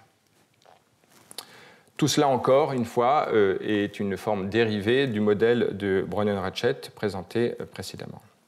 Alors là, on a vu donc, et je clôt avec ça sur les éléments de génération de force dans le contexte de la motilité cellulaire. J'aimerais maintenant voir quelques éléments sur la transmission des forces, notamment le contexte, l'idée que l'adhésion au substrat joue un rôle important. On l'a déjà un peu vu, mais j'aimerais revoir les éléments importants. Alors, le modèle de référence ici, c'est ce qu'on appelle le modèle du clutch, embrayage, je crois en français, on va dire clutch model. En fait, ce modèle a été proposé par Mitchison et Kirchner en 88, dans un contexte où ils étudiaient en fait les conditions nécessaires à la croissance, au déplacement d'un cône de croissance dans un neurone. Et en gros, prenant en considération le mouvement rétrograde d'actine, alors ici, il est représenté par l'activité de moteur, mais peu importe à la limite son origine moléculaire, ça c'était avant, je crois, la découverte du mécanisme de nucléation préférentielle à l'extrémité. enfin peu importe le mécanisme, l'idée d'un écoulement rétrograde de l'actine, donc vers la gauche ici, si jamais il est couplé, si ce filament est couplé à un système d'adhésion lié lui-même au substrat, à ce moment-là, on a une force de couplage élastique en fait, qui se manifeste sous forme de résistance qui va en fait, permettre le mouvement vers la droite. Alors ici, oui, c'est une description plus récente de ce modèle plus ancien. Mais c'est un modèle qui est toujours très, alors ici, mis à jour par l'idée qu'en fait, il y a une nucléation d'actine à l'avant de la cellule. Mais on verra, dans un contexte que je présenterai la prochaine fois, qu'un écoulement d'actine induit par des moteurs moléculaires joue un rôle aussi important dans certains types cellulaires. Alors, les complexes d'adhésion, j'avais en un sens commencé par ça en parlant d'adhésion au substrat, et j'avais même présenté cette structure. On peut voir maintenant ici, représenté en plus, parce qu'on en a parlé, l'écoulement d'actine qui donc, est rétrograde, donc tourné vers la gauche dans cette représentation. Et on a ici une représentation de l'ordre de grandeur des forces de traction exercées sur le substrat en raison du couplage entre l'actine et les molécules d'adhésion. Alors, on peut étudier ça de façon assez fine et en particulier observer l'écoulement rétrograde de l'actine au voisinage des points d'adhésion focale représentés ici en blanc. Et en utilisant des techniques de fluorescence de speckle, dont j'ai parlé tout à l'heure, qui permettent d'avoir le champ de vitesse du réseau d'actine, et de l'imagerie en TIRF, qui permet d'avoir également la densité de systèmes d'adhésion. En gros, ce que les auteurs observent, c'est qu'il y a un phénomène de cisaillement au niveau des points d'adhésion focale, avec un gradient de vitesse qui est en fait qui décroît alors qu'on s'approche du substrat. Donc la vitesse de en fait, on peut étudier, les auteurs étudient la vitesse d'écoulement de l'actine et puis de molécules qui sont de plus en plus liées au système d'adhésion. Et en fait, donc c'est la vitesse qui est représentée ici en microns par minute, d'accord. Fortement, elle est proche de 0 lorsqu'on est au niveau des intégrines, qui sont en fait fortement liées au substrat, mais ces vitesses augmentent alors que l'on est dans des structures qui sont de plus en plus éloignées, en quelques nanomètres, de la partie proprement liée à la matrice extracellulaire. Donc on a un phénomène de gradient de vitesse qui produit une contrainte de cisaillement sur les points d'adhésion focale. Et donc le point qui est important, c'est de voir les conditions dans lesquelles ce système va glisser, déraper, ou au contraire va se renforcer et créer un point d'accroche important. Et on va voir l'importance que cela va avoir dans le contexte de la motilité et de son orientation. Alors, dans cette étude un peu plus quantitative, les auteurs étudient maintenant les corrélations dans l'orientation des vitesses entre l'actine, en rouge, et puis des éléments, des composants des points d'adhésion focale vinculines ici, en jaune. Et en fait, on peut regarder deux points d'adhésion focale différents. L'un dans une zone de micro-protrusion où le point d'adhésion focale est stable, et puis une zone de rétraction dans laquelle le point d'adhésion focale en fait, va décroître. Donc en fait, déjà, il y a une corrélation. Protrusion égale point d'adhésion focale stable, représenté ici, et qui correspond en fait à ce que l'on va voir maintenant ici, et puis une point d'adhésion focale qui en fait décroît et qui est liée à une rétraction du système. D'accord ? Donc là, en fait, on regarde une cellule qui n'est pas un kératocyte, dans laquelle il y a des micro-protrusions, donc le long de l'arc de la bordure, en fait, on a une façon qui en fait oscille au cours du temps dans l'espace et le temps, en fait des points de protrusion et de micro-rétraction. Alors le point important, c'est que si l'on regarde maintenant dans une point d'adhésion focale stable, en gros, si on regarde les vitesses d'écoulement au cours du temps de l'actine et de vinculine, il est à peu près stable. Et si on regarde les corrélations entre ces deux vecteurs vitesse, ils sont aussi globalement stables, avec une petite baisse transitoire en lien, voilà, mais en gros pas de fluctuation importante. En revanche, si l'on regarde donc une pointe d'adhésion focale qui se désassemble, on a en fait une augmentation très importante des vecteurs vitesse de l'actine et de la vinculine, ainsi que de la corrélation de ces deux vecteurs, d'accord, et qui est tout à fait corrélée en fait, au commencement en fait, du glissement entre ces deux structures. et qui s'arrête après. Donc en fait, cette observation suggère que la dissociation entre vinculine et lactine, et par rapport aux éléments plus stationnaires de l'adhésion focale, en fait, cause en fait, le glissement observé de la cellule. D'accord ? Donc, à partir de là, un modèle quantitatif étudie de façon plus fine la nature mécanique du couplage entre un filament d'actine qui a un mouvement rétrograde vers la gauche, alors ici modélisé comme étant induit par des filaments d'actine, hein, mais peu importe l'origine de ce mouvement. Et on a un premier couplage élastique avec... donc là, en fait, c'est la représentation du clutch, hein, de l'embrayage, c'est-à-dire que les couplages mécaniques entre les filaments d'actine et les molécules d'adhésion créent des liens élastiques réversibles. Et sous tension, en fait, il y a une modification du K-off selon la loi de Bell, que j'avais l'occasion de présenter il y a plusieurs cours ces dernières années. Et après, on a le couplage dans la matrice extracellulaire d'un substrat qui a une propre raideur qui peut varier. Donc à partir de ce moment-là, on peut étudier deux régimes. Le premier régime, c'est dans lequel le substrat en fait, est très rigide. D'accord ? Quand ce substrat est très rigide, et si on a un écoulement vers la gauche du filament d'actine, c'est essentiellement le substrat et sa raideur qui va porter en fait, la charge liée à la déformation. Mais il va rapidement arriver à un seuil maximal où à ce moment-là, tous les éléments du clutch, tous les petits ressorts d'association entre les intégrines et les éléments du cytosquelette, ou plutôt les liens de couplage, hein, vinculine et autres, vont en fait tout d'un coup être mis en charge.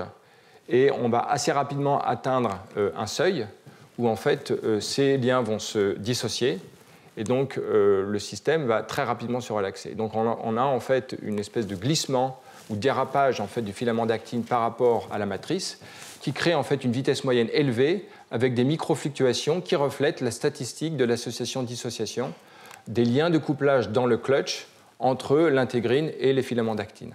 Donc là, on peut voir ça comme une espèce de dérapage qui crée une espèce de friction dans le système de couplage. Là, c'est parce qu'on est dans un contexte d'un substrat qui a une forte raideur.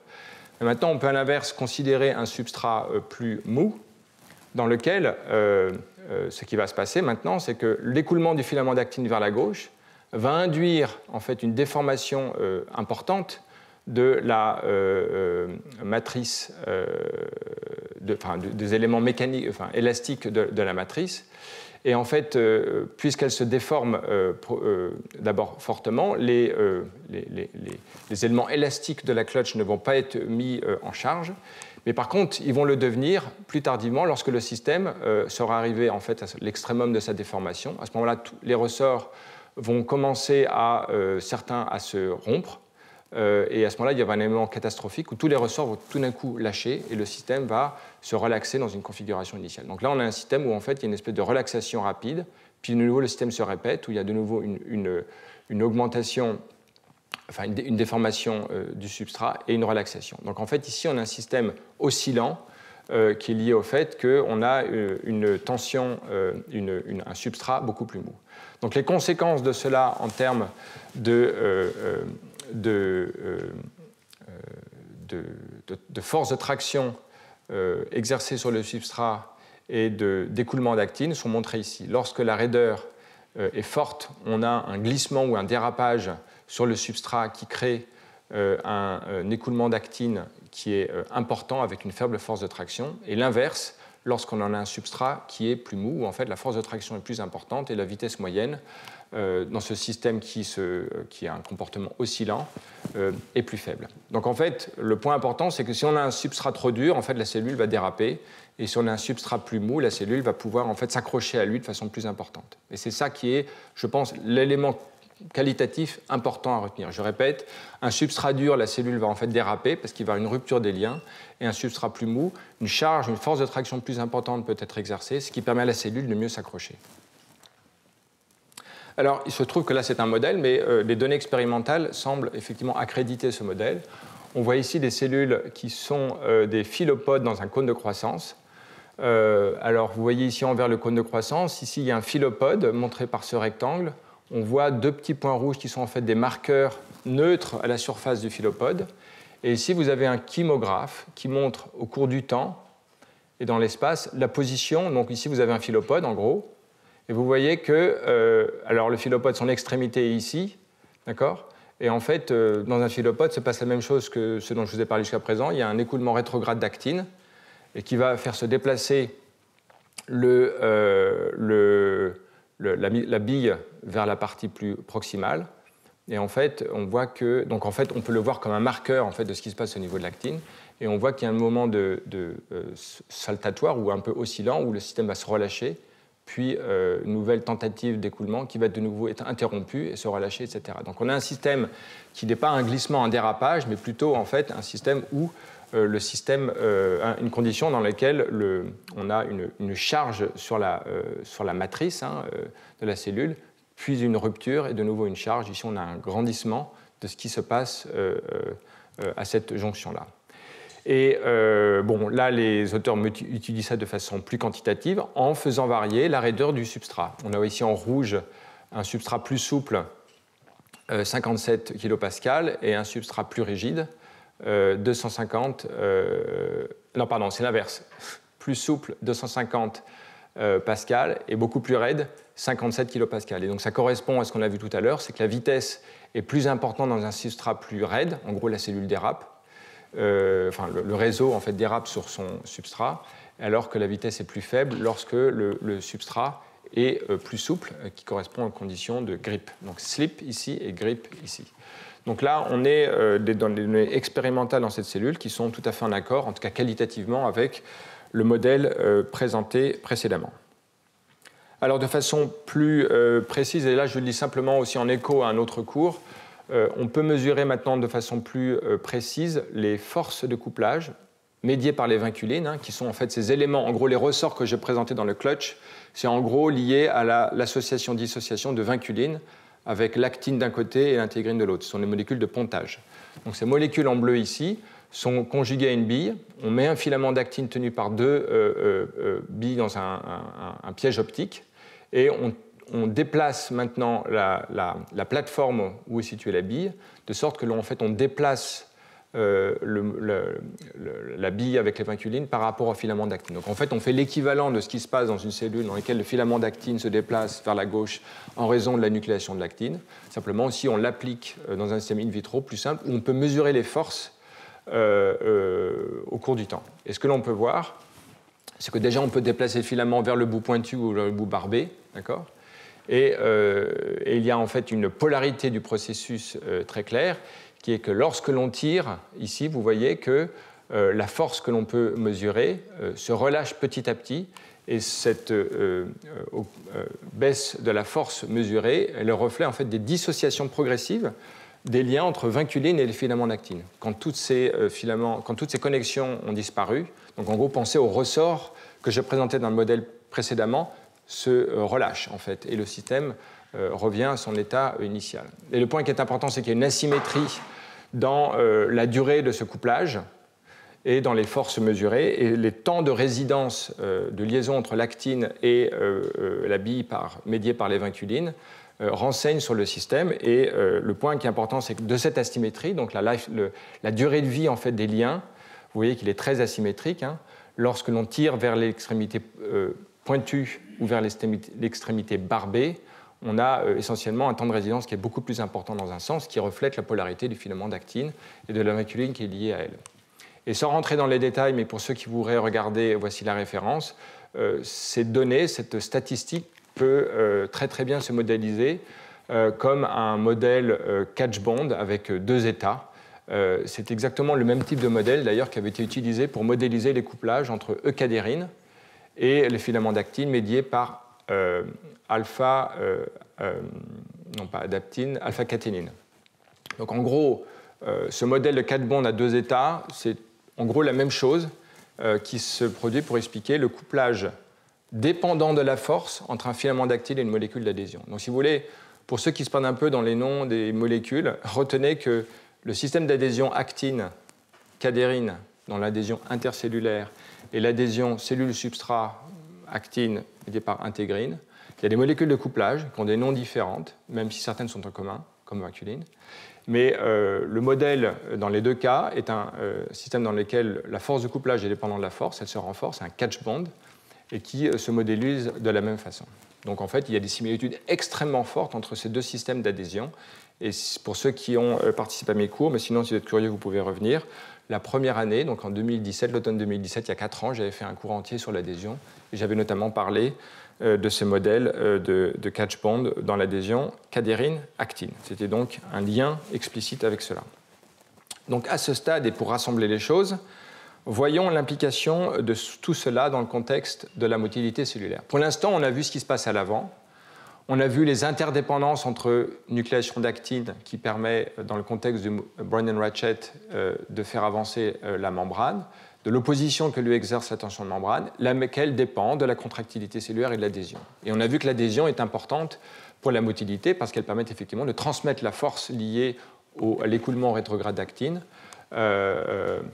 pour permettre le mouvement donc, dans un sens opposé. Alors, maintenant, ce qui est important, c'est que la cellule, généralement, et peut-être à la différence d'un neurone où le cône de croissance, en fait, la partie vers la droite de la cellule va se déplacer alors que le reste, le corps cellulaire, peut se déplacer, ou pas se déplacer dans certains cas. Dans une cellule, d'autres cellules, les fibroblastes, les kératocytes, les lymphocytes, etc., qui sont sur un substrat en 2 dimensions, l'arrière de la cellule se déplace. Donc finalement, j'aimerais dire quelques mots sur le déplacement conjoint de l'avant de la cellule et de l'arrière de la cellule, parce que les deux doivent être corrélés. Alors, en pensant en fait au couplage avant-arrière, qui est l'objet maintenant de la fin de ce cours, on peut voir un couplage du point de vue de sa temporalité et on peut voir un couplage spatial. C'est-à-dire qu'il faut qu'une organisation vectorielle soit mise en place pour corréler les deux. Alors, ici, il s'agit d'une étude sur un lymphocyte, un leucocyte, sur un substrat. Et vous pouvez voir ici l'évolution du déplacement de ces cellules. Vous voyez que là, ce n'est pas un kératocyte, il a une forme qui est moins régulière, un peu plus standard, d'une cellule qui a un lamellipode, qui a toutes les caractéristiques qu'on a vues jusqu'à présent, mais qui a cette propriété d'être plus instable, avec un front oscillant de nucléation, dénucléation, dans lesquels tous les paramètres qu'on a vus jouent un rôle important en interaction les uns avec les autres. Mais ce que l'on va regarder plus précisément, c'est la vitesse d'avancée de la protrusion et de rétraction à l'arrière de la cellule d'une façon plus quantitative. Alors, en termes de couplage avant-arrière, j'aimerais parler rapidement de différents modèles qui ont été considérés. Le premier, c'est un couplage chimique. Et d'ailleurs, pour ceux qui suivent les cours de Jean-François Joigny, hier, il a présenté un modèle qui était directement lié à cette question-là. Mais en gros, on peut voir la brisure de symétrie d'une cellule avec la nucléation en vert à droite et la contractilité en arrière comme un modèle d'une instabilité Turing-like dans laquelle on a une excitation locale, même par amplification locale, et une inhibition globale à distance liée aux diffusions d'un inhibiteur et qui en fait va créer, en fait, partitionner le système en deux domaines, contractile dans un et permettant la nucléation actine de l'autre. Et par exemple, des molécules qui permettent cela sont effectivement souvent associées, ont cette brisure de symétrie observée en amont en fait, des nucléateurs d'actine. Voilà. Donc il y a pas mal de choses qui accréditent ce genre de modèle. Je n'ai pas l'intention d'en parler, je le montre comme référence. Il y a une version dérivée de ce modèle-là qui a été plus popularisée par Hans Meinhardt, qui en gros revient à un modèle de Turing, mais dans lequel c'est en fait la consommation du substrat d'une activité enzymatique qui est en jeu. Si une activité autocatalytique d'une enzyme, d'un activateur A, en fait, va consommer son substrat, donc elle le réprime en un sens, et le substrat permet l'activité de l'activateur. Donc en fait, une très forte activation locale va dépléter le substrat, empêcher une activation à distance, qui donc éteint le système à distance. Les équations sont différentes, mais reviennent en gros exactement au même. Et j'avais eu d'ailleurs l'occasion dans mes cours en 2018 de parler de ce type d'instabilité beaucoup plus en détail, pour ceux qui veulent revenir là-dessus. Mais le point que j'aimerais maintenant évoquer, c'est qu'il y a le moyen d'avoir des instabilités spatiales, mais maintenant en prenant en compte simplement un élément de la tension de membrane. Parce qu'en fait, si on a un système contractile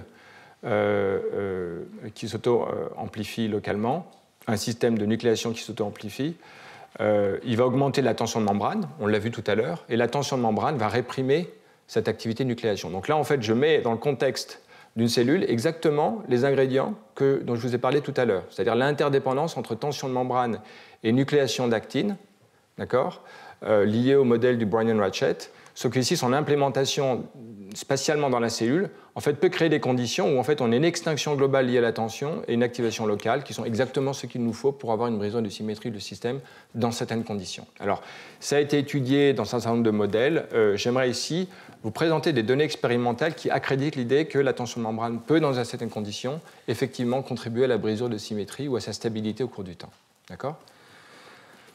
Alors, les données expérimentales sont les suivantes. On peut prendre des cellules, donc ces leucocytes, et pour une raison que j'ignore, si on les chauffe un peu, je ne sais plus la température, en fait, ils vont adopter une configuration différente, c'est qu'ils vont créer une espèce de protrusion comme un tube avec un cône de croissance, comme s'ils étaient des neurones transitoirement. Et donc, ces espèces de tubes, en fait, peuvent avoir des longueurs assez considérables. Regardez ici, on a le corps cellulaire, un tube, et cette zone active qui s'appelle pseudopode, dans cette cellule. Et finalement, les auteurs utilisent cette configuration inhabituelle pour voir si jamais un modèle chimique peut maintenir la polarité de cette cellule ou si jamais on a invoqué un modèle de communication mécanique. Parce que le point important, c'est que si jamais ce qui maintient la polarité chimique, ça va être gouverné par la diffusion de cette molécule, qui, comme vous le savez, est une fonction, le temps de diffusion, une fonction quadratique de la distance. Donc, en fait, il y a un moment, en fait, c'est plus possible. On ne va plus pouvoir utiliser la diffusion pour maintenir la polarité de la cellule ou la repolariser.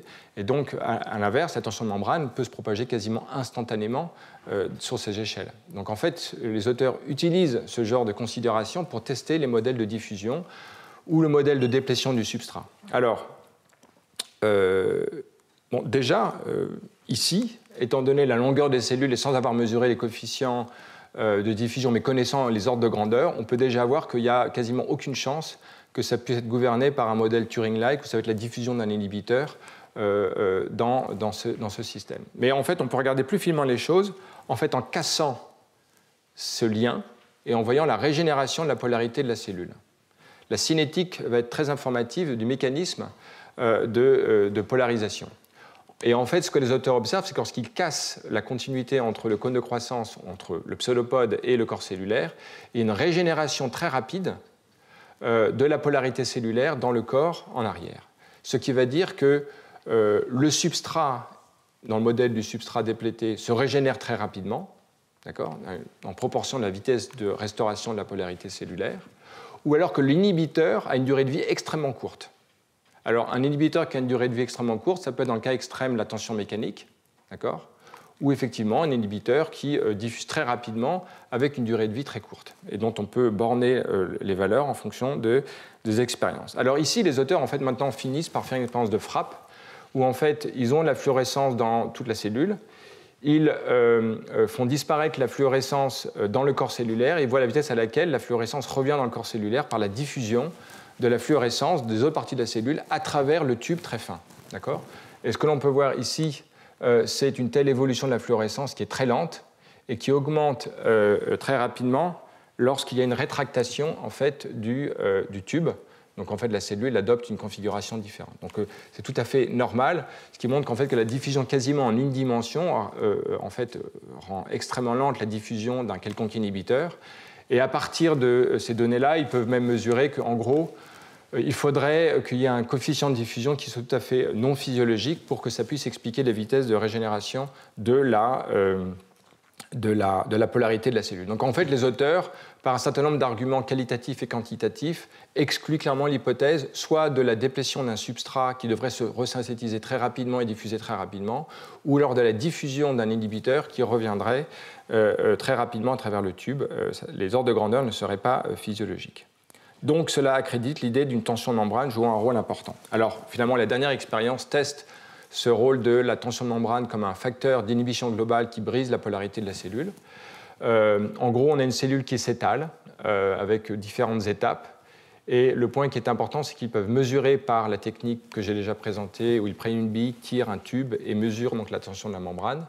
Et les auteurs observent que donc cette tension augmente après que la cellule se soit étalée. On peut le voir ici, la valeur qui augmente lorsque la cellule s'est étalée.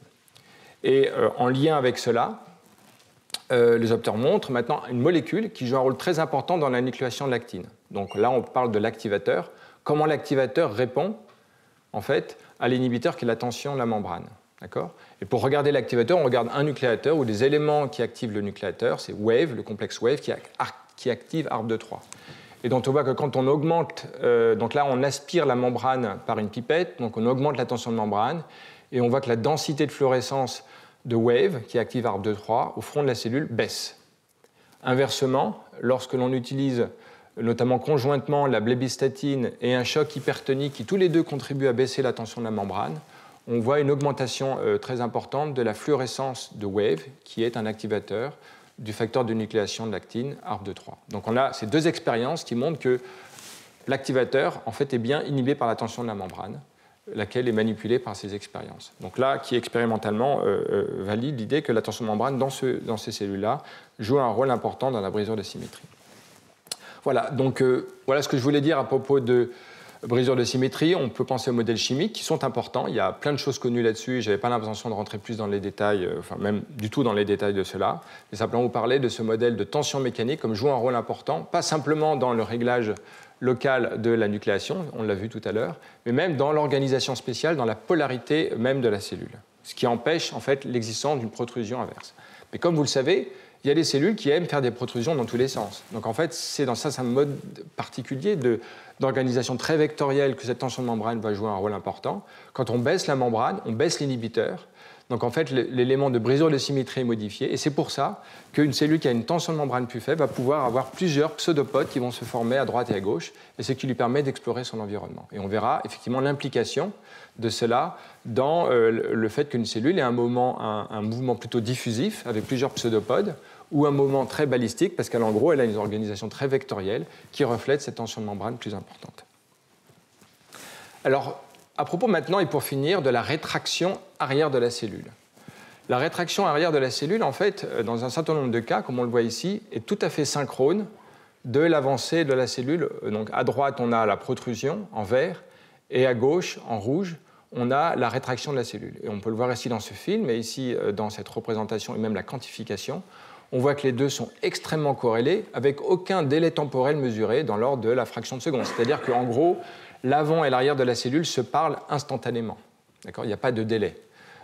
C'est tout à fait conforme à l'idée que l'on se fait si l'on imagine que la tension de membrane est un facteur de couplage entre l'avant et l'arrière, par opposition à d'autres mécanismes où il y aura un couplage chimique, soit par diffusion, ou par des choses dont on va parler, qui serait un couplage lié à la contractilité d'actine-myosine, dont la distribution en fait, est elle-même dépendante de l'écoulement de l'actine.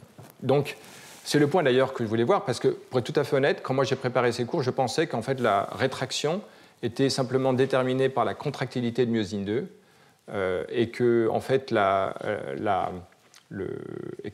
tension de membrane ne jouait pas de rôle. Alors peut-être que dans certains cas, la tension de membrane joue peu de rôle et c'est surtout la contractilité, mais là, dans ces cellules étudiées, c'est clairement l'inverse.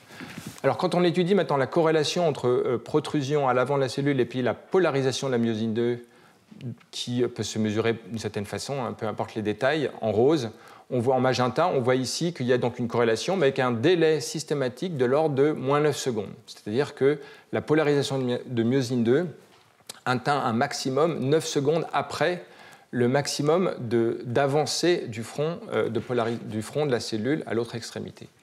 Donc, et qui plus est, cette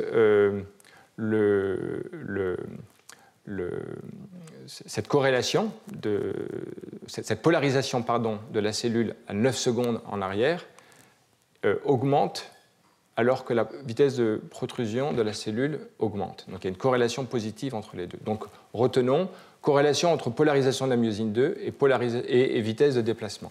Mais le point important, c'est qu'il y a un délai de 9 secondes. Et ce délai de 9 secondes, en fait, peut très bien s'expliquer lorsque l'on observe la dynamique de la myosine dans la cellule.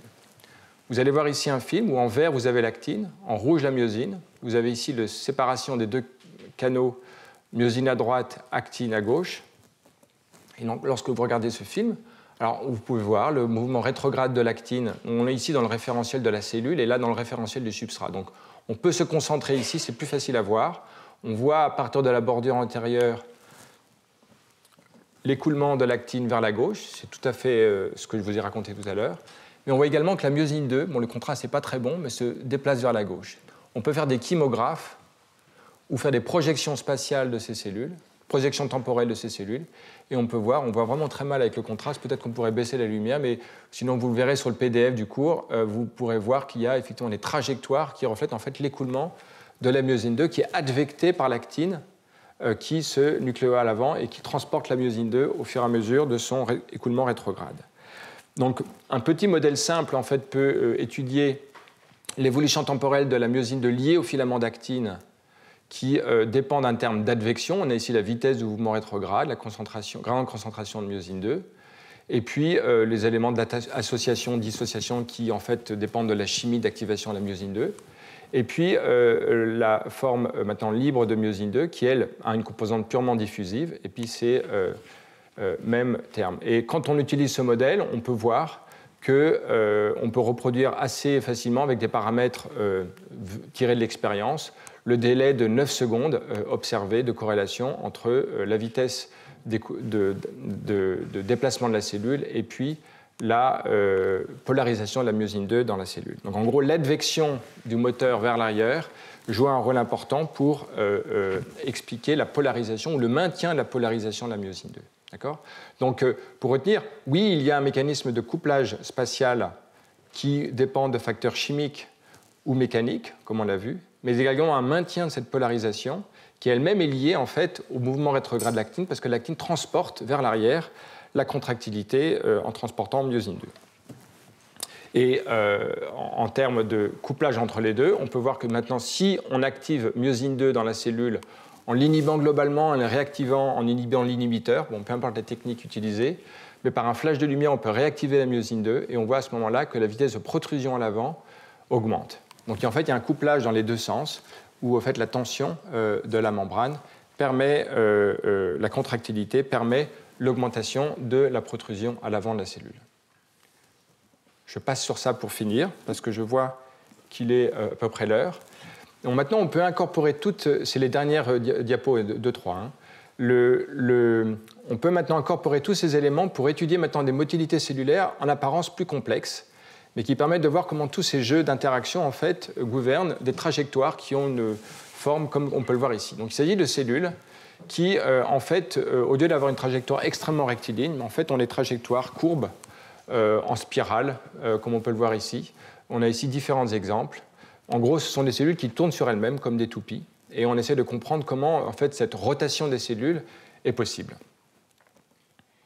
Alors, ce qui est important, c'est qu'il y a une corrélation entre l'asymétrie de la cellule, en termes de forme projetée sur le substrat, et la rotation angulaire de la cellule. En gros, lorsque la cellule a une asymétrie vers la gauche, comme on peut le voir ici, comme représenté là, eh ben, elle a une rotation anti-horaire avec des angles négatifs, on a 0 ici, et inversement, lorsque l'on a une asymétrie inverse, où on a un bout plus large vers la partie droite, on a une rotation horaire de la cellule. Donc corrélation entre asymétrie structurelle et rotation angulaire de la cellule. Et on regarde maintenant les composants qui sont importants, qu'on en a vu. La densité de l'actine est plus importante dans la partie extérieure du virage de la cellule. Donc il y a plus d'actine à droite qu'à gauche, et la cellule va tourner dans le sens anti-horaire. Et on observe également qu'il y a plus de myosine 2 à droite qu'à gauche lorsque la rotation est anti-horaire. On peut également bloquer myosine 2, d'accord, et montrer en fait que ce mouvement courbe sinusoïdal des cellules, hein, lorsqu'on applique en plus une force externe qui oblige un déplacement vers la droite, eh bien, est fortement altérée et disparaît quasiment complètement. Donc la rotation, d'accord, nécessite la myosine 2. Et le point important, c'est que rotation est corrélée à asymétrie de forme, qui elle-même est associée à une asymétrie de composition de tout ce qu'on a vu, actine et myosine 2. Protrusion de l'actine, tension en arrière de la cellule. Alors si on regarde maintenant les paramètres que l'on doit regarder, c'est-à-dire l'écoulement de l'actine dans le référentiel de la cellule, en fait il est rétrograde et d'autant plus important dans la partie externe du virage de la cellule où il y a plus d'actine et plus de myosine, et c'est tout à fait cohérent, hein, vu que cet écoulement d'actine, l'écoulement rétrograde est forcément relié à ces paramètres, hein, densité de l'actine et de la myosine. Mais dans le référentiel du substrat, également, l'écoulement est nul en raison de l'adhésion au substrat. Mais dans la partie postérieure, à droite du virage, on a en fait un écoulement qui est centripète vers l'intérieur. Et en gros, ce genre de choses est en lien avec ce qu'on a vu avec l'adhésion tout à l'heure. On voit ici les configurations d'un glissement, d'un dérapage de la cellule. Et ici, au contraire, une condition d'un accrochage plus important, d'adhésion plus forte, de grippe. Donc on a ici une asymétrie gauche-droite qui correspond dans la même cellule à ce qu'on a vu dans les conditions imposées tout à l'heure de l'extérieur en termes de raideur du substrat qui jouait un rôle important. Sauf qu'ici, il ne s'agit pas de modifier la raideur du substrat, mais de voir l'interaction entre écoulement d'actine et le système d'adhésion qui crée une asymétrie. En gros, l'image, c'est que la cellule en fait, tourne à gauche parce qu'elle dérape à droite. D'accord ? Et elle adhère fortement à l'intérieur du virage.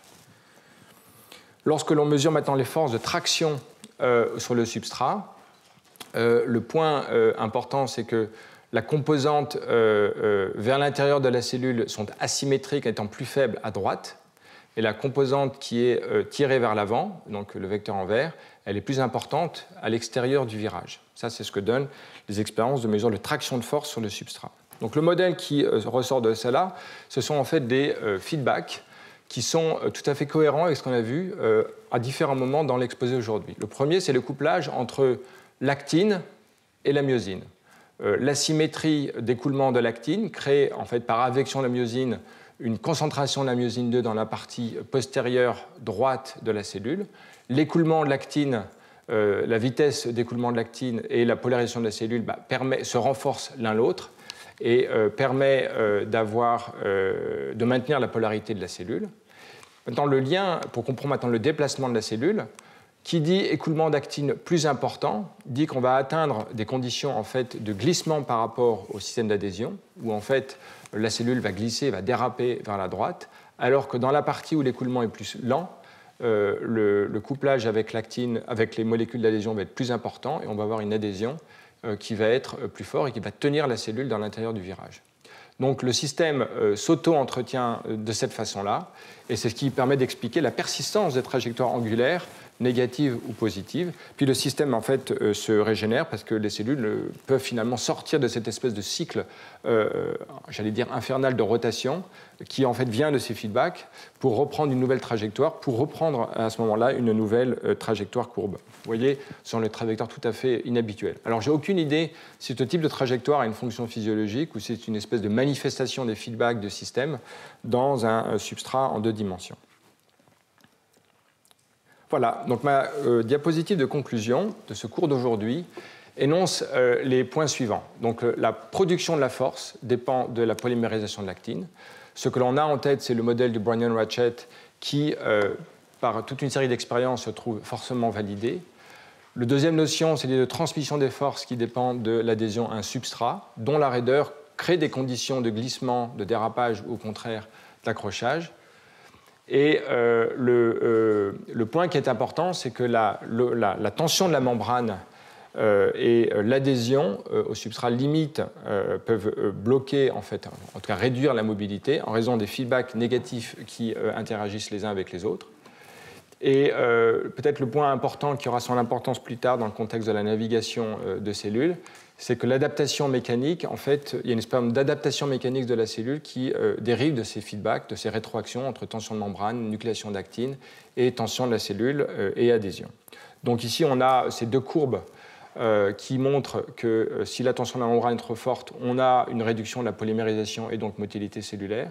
Si on a une tension plus faible, on a une cellule qui est moins polarisée, donc avec une trajectoire plus diffusive, et donc on va avoir une vitesse moyenne qui va être réduite, et donc l'optimum de motilité se situe entre les deux. Et en termes d'adhésion, des expériences montrent la même chose, c'est-à-dire que lorsque l'adhésion est trop importante, la motilité de la cellule est réduite, et lorsqu'elle est trop faible, la cellule ne peut pas transmettre les forces suffisamment pour permettre son mouvement, et donc sa motilité va être réduite. Il y en a ici dans cet article des expériences où en fait, on varie la densité de peptides RGD sur un substrat qui permet l'adhésion à l'intégrine. Et l'on peut voir effectivement des courbes d'augmentation puis de décroissance du coefficient de diffusion de la cellule, ainsi que la vitesse de... J'arrive pas à lire ma diapositive, désolé, mais c'est une vitesse d'écoulement de l'actine ou de vitesse de la cellule. Voilà. Donc on a bien ces deux formes qualitatives d'interaction entre tension de membrane, adhésion et le mécanisme de propulsion actine dépendant. Voilà, donc voilà tout ce que je voulais vous dire sur la motilité en 2 dimensions sur un substrat. Et puis je vous remercie. Voilà.